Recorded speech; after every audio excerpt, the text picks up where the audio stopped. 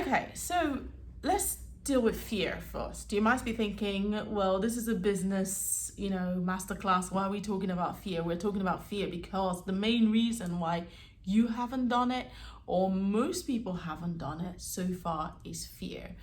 You may say to me, no, the reason I haven't done it is because I haven't got my equipment, I haven't got the money yet, I haven't. All of that is the excuses that fear gives you. Okay, I put it to you that unless you're planning to, go into a business where you're buying and selling houses, or you're buying and selling really expensive stuff, I put it to you that you actually have enough to start. When I started my business, which, in some of our craziest months makes like 80 plus wedding cakes, each valued at, £500 minimum. You do the maths. I started that business with one single cake tin in a rented apartment with a 4-month-old baby, and an oven that didn't really work well.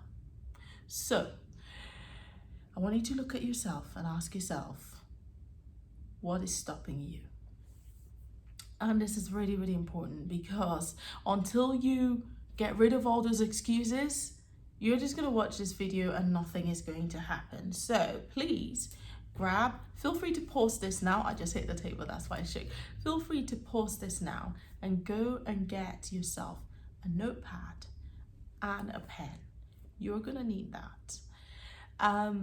Now, what I'm going to teach you or talk you through is very different to what the business school is going to tell you. I know this because I actually did an MBA at a very, very good school. I did an MBA at University of Buckingham, and it taught me all the classics, how to write a business plan, how to do this, how to do that.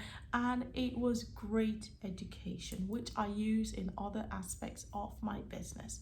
But did I really use it in the first 3-4 years of my business, by which point I was turning over £250,000? No, I didn't, because at that point I was literally throw me in the deep end and swim, so I'm going to teach you that bit first. So I submit to you that you have something that you can actually make money from already. And you have everything you need to make money with it. Now, you might be thinking, oh, I'm just a student in student accommodation, or I'm whatever, or what about my family, or I'm scared to start, or I'm too old, or I'm too this, I'm too that. If you're not yet earning money from your talents, then I tell you that A, you're not too old, B, all of that is literally just going to waste right now. Because, you see, I'm of a Christian background. That is very much the anchor of my life. And I don't believe that God will put anyone on earth without giving them a means to feed themselves and those that he has given them, i.e. your family. So if you're waiting for perfect time, maybe when I've saved up this amount of money, or when I've done this, or when I've done that, that time is not going to happen. They say there's never a perfect time to start a business or to start a family. And the reason for that is because human beings, we're naturally fearful. We don't want to, even people who say they're risk takers, they don't want to take risks they're not sure that they won't win. So, and that therefore means that you will keep extending the goalpost. If you let yourself, you will keep extending the goalpost. You might say, oh, well, I'll do this business when I've saved up £1,000, $1,000, £1,000, whatever the currency is.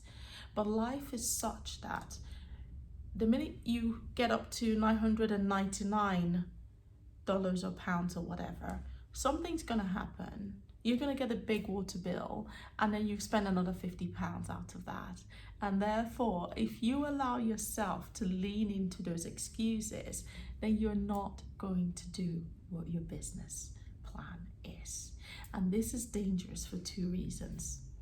One, you're never going to learn how to be good at that business until you start doing that business.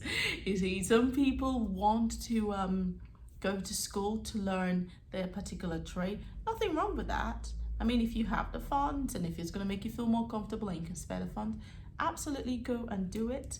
But I also tell you that there's a difference between doing it in class with a teacher watching you and doing it when someone has given you cash. The only way to get good at doing it as a commercial enterprise is to do it. So that going to school might just reduce a little bit of your nerves, but it's never going to give you the same experience as actually doing it for money. Okay? And also, the second reason why it's not good to delay starting is because as you're delaying, someone else may well do that thing that you are nervous of starting. And I believe you me, that person probably doesn't even have as much natural aptitude or experience as you have, but they will be in the water already, flailing their arms, and as they're flailing their arms, they're learning how to swim, whilst you are on the shore practicing how to move your arms. So just start, okay? And if you're afraid of failure, like a lot of people are, then well, if you don't do it, then you've already failed. And I'm not saying that to be harsh. I'm just saying it because it's the truth. Because if you have a natural seed of a talent within you, in your heart, that is to do something, not doing it means you have failed at nurturing that seed. Okay? You're worried about, what if I start doing it and I fail?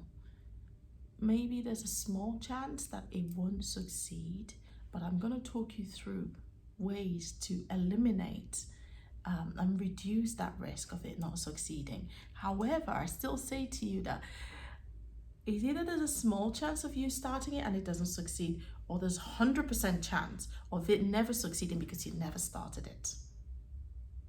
So take away from yourself all of these, weights that you've put on yourself. I'm going to wait till I can invest and buy the whole everything. I'm going to wait till because until you're doing it, you don't even know what you need. It's like somebody who's planning to, build and furnish a house for guests that they don't know yet. Until you start with the very basics and start admitting those guests, you don't know. Some of your guests might be disabled, in which case you now know, oh, well, I'll get a ramp. Or some of your guests might have babies, in which case, well, I'll get a cot.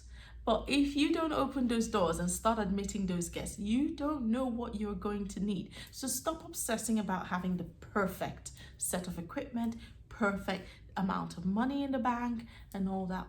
Now, I will put a caveat and say, am I telling you if you're already working? Am I telling you to quit your job and go and start a whole new venture? No, because I didn't really do that either.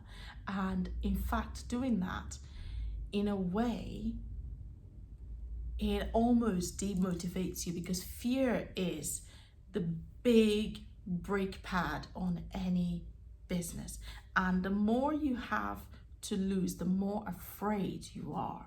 So if you know that you're already in a job, be it you're just working at a till, or you're just a waitress, or you're just, working for someone else, and you have a steady income, you can say to yourself, well, at the weekends, at the evenings, or on my days off, I'm going to use some holidays and start this other business.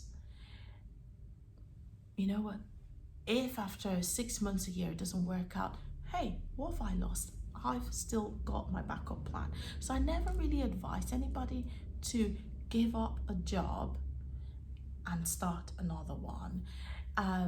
Good time to also do it is when you're, to also start is when you're on, if you're a student, when you're on your summer holidays, or if you're a woman and you have children, when you're maternity leave, because you kind of have that covered. I started my business when I was on maternity leave with, as I said, my son was 4 months old, and I literally started baking with him strapped onto my back. So you need to really address your fear. If you have family members who are the sort that, they wanted you to become a doctor or a lawyer, or they're constantly saying to you, why can't you be like so and so who, did this and that? All of that can, put more and more weight on you until you feel like, I can't breathe. So you need to learn how to distance yourself from those people for a little bit whilst you work on getting your business established. You don't need to be talking too much, because the more you talk about your business to people who may not be 100% supportive, and they speak counter words, they speak words that demoralize you, then the more the fear takes root. Okay? There's a story in the Bible of someone who was going, a master who had a lot of money, and he was going away for a while, and he gave 3 of his servants. One, he gave 5 talents, which represents, each talent represents a year's wages. Another he gave 2, another one he gave 1, and he gave it each according to their capacity. By the time he came back, he asked them, right, so what have you done with the talents I gave you? Now you could read talents for the literal meaning, talent. And I'm going to talk about that in the next class, which is, what is your thing? You could read talent as literally what it says, your talent, your gift. And the one he gave 5, when he got back, he said, what have you done with it? And he said, I invested it and I got 5 more. Here you are. The one he gave 2 also said, I invested and I got 2 more. And the one he gave 1 said, well, I was scared, i.e., I was nervous, I was waiting for the perfect time, I was this, I was that, I was waiting till I had enough of a nest egg in the bank, I was waiting till I bought everything, therefore I did nothing. So I've put it on, I hid it, here is the exact same 1 talent you gave me. And the master said, that is wicked, and took it and gave it to the one who he had given 5. Okay, so you, no matter how old, young you are, you have something. Until you believe that, this is not going to go anywhere. You have something that you can do that will earn you money. Now, whether you choose to do it or not is up to you. Whether you're happy working for someone else, and there's nothing wrong with that, because everybody can't be an entrepreneur. Now, if it turns out that you're listening to this because someone lent it to you, very naughty, or someone bought it for you as a gift, even better, and you think, well, you know what, I just want to work for someone else, or I just want to be a housewife or whatever, absolutely fine. But if you're watching this thinking, I have this burning idea in my mind, but I just can't see how it's going to work, then rewind this and listen to it very clearly. Because if you're looking for a sign, see, some people really want a sign. I want a sign, I want a sign, I want to have a sign before I can do what I'm meant to do. That sign is not going to be, your name spelled out in the sky, in lightning, saying, go and do your business. This is your sign, okay? And I'm telling you that you can, and you will do it. So, write down on your piece of paper all the excuses that you've been telling yourself, i.e., all the logical reasons why you've said you can't start now. And then turn on to the next class. Okay? I'm going to be talking about what is your thing. So pause your paper here, and then we're going to go on to what is your thing.